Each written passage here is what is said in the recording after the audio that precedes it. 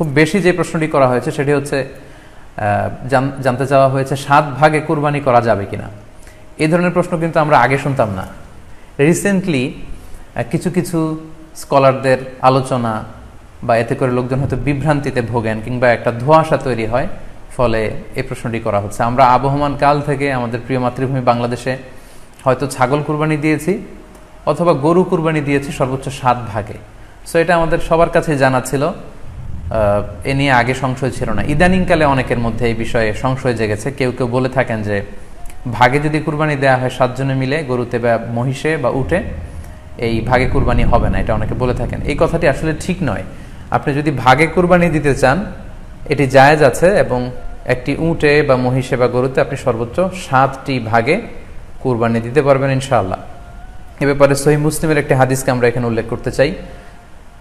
সাইয়েদনা জাবের রাদিয়াল্লাহু তাআলা আনহু থেকে বর্ণিত, তিনি বলেন, ক্বালা হাজাজনা মা রাসূলিল্লাহি সাল্লাল্লাহু আলাইহি ওয়াসাল্লাম, আমরা আল্লাহ রাসূল সাল্লাল্লাহু আলাইহি ওয়াসাল্লামের সাথে হজ করেছি। ফানাহারনাল বাঈরা আন সাবআ, সেখানে আমরা উট কুরবানি দিয়েছি 7 জনের পক্ষ থেকে। ওয়াল বাকারাতা আন সাবআ, আর আমরা সেখানে গরু কুরবানি দিয়েছি 7 জনের পক্ষ থেকে। খুব সুস্পষ্ট, একটি উটে ওনারা 7 জন অংশগ্রহণ করতেন, একটি গরুতে 7 জন অংশগ্রহণ করতেন। তো এই হাদিসের আলোকে অনেকে বলে থাকেন যে এটি হজের সময়, সফরের সময়, কিন্তু মুকিম অবস্থায় 7 ভাগে দেয়া যায় না। আসলে এই কথাটিও ঠিক নয়, কারণ সুনানে আবু দাউদের আরেকটি হাদিসে এসেছে যেখানে আল্লাহ রাসূল সাল্লাল্লাহু আলাইহি ওয়াসাল্লাম সুস্পষ্ট বলেছেন, সেখানে হজ বা কোনো সফরের উল্লেখ নেই। সেটা হচ্ছে জেনারেল স্টেটমেন্ট, অর্থাৎ আল বাকারাতু আন সাবআ, গরুতে সর্বোচ্চ 7 অংশ দিয়ে কুরবানি দেয়া যায়। ওয়াল জাযুরু আন সাবআ, আর উটের ক্ষেত্রেও সর্বোচ্চ 7 অংশ দিয়ে কুরবানি দেয়া যায়। তো এই হাদিস, দ্বিতীয় যে হাদিসটি উল্লেখ করলাম, এটা হচ্ছে জেনারেল স্টেটমেন্ট।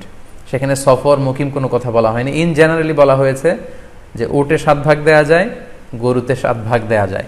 সো আমরা যারা ভাগে কুরবানি দিচ্ছি 7 জন মিলে একটি গরু, আপনারা নিঃসন্দেহে সানন্দ চিত্তে নিশ্চিন্তে কুরবানি দিতে পারেন।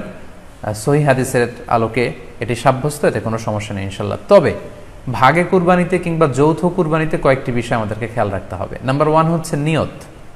আপনাদের ইন্টেনশনটা ক্লিয়ার হতে হবে। প্রত্যেকেরই যাতে একই ইন্টেনশন থাকে, সবারই যাতে ইন্টেনশন থাকে যে শুধুমাত্র আল্লাহ তাআলার সন্তুষ্টির জন্য আমরা এই কুরবানি দিচ্ছি। এখানে কয়েকজনের যদি ইন্টেনশন থাকে যে আল্লাহর সন্তুষ্টি, অন্যজনের যদি নিয়তে ঝামেলা থাকে, তাহলে কিন্তু কুরবানিটা প্রশ্নবিদ্ধ হয়ে যাচ্ছে।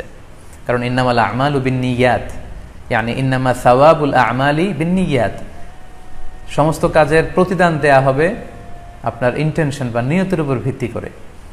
সো এজন্য যারা খুব বেশি মুখলেস, খুব বেশি মুত্তাকি, তারা অনেক সময় যৌথ কুরবানি দিতে চান না। তাদের সামর্থ্য না থাকলে ছোট একটা ছাগল দিয়ে তারা একাকী কুরবানি দিতে চান। এটা safe, he want to be in the safer side. কারণ যৌথ কুরবানি দিতে দিতে যে কার মনে কি চিন্তা, কার মনে কি নিয়ত, আমরা কিন্তু কিছু জানি না। সো যদি যৌথ কুরবানি দেন, কুরবানির আগে সবাইকে এটা কনসার্ন করে দেওয়া, রিমাইন্ডার দেওয়া যে ভাই আমাদের এই কুরবানিটা হবে শুধুমাত্র কেবলমাত্র আল্লাহ তাআলা সন্তুষ্টির জন্য, অন্য কোনো নিয়ত যেন না থাকে, তাহলে কিন্তু আমাদের কুরবানি বরবাদ হয়ে যাবে। এটা হচ্ছে প্রথম কনসার্ন। 2 নম্বর কনসার্ন হচ্ছে হালাল উপার্জন দিয়ে কুরবানি হতে হবে। যৌথ কুরবানিতে কেউ কেউ যদি এমন থাকে যাদের উপার্জন হালাল না, সেই কুরবানি কিন্তু আল্লাহ তাআলার দরবারে কবুল হবে না। সো এটা খুব গুরুত্বপূর্ণ একটা বিষয়। আরেকটা হচ্ছে লৌকিকতা।